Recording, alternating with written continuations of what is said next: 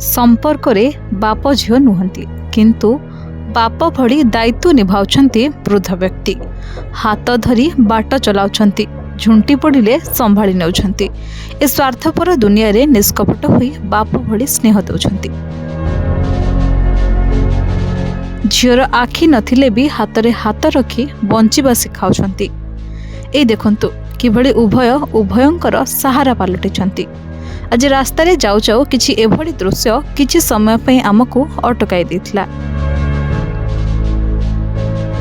बाटरे जाऊ जाऊ सीआरपी पाखरे जने वयस्क व्यक्ति दृष्टिहीन महिला को बाट कढ़ाई नेउथिले। आउ पचारि बुझी देखु तो उभय गोटिए संस्था रे काम करंती। महिला जनक 3 वर्षर झील को सांगरे नहीं पेट पाटना पाई राजधानी रे एक घरोई संस्था रे काम करंती और बुढ़ा मौसा जनक तांको सहायक भावे दीर्घ 1 वर्ष हेब समान संस्था रे काम करंती। ए सब भितरे एही स्नेह भरा हाथ उभयंको बाप झीर संपर्क रे बांधी देछि। जहा हउजी ऊपर वाला मते भला रोग बैराग मोठी किछि नाही। मु सहाय्य करूछि लोक मानु। मोर बांकी रे जमीबाड़ी अछि, सब अछि।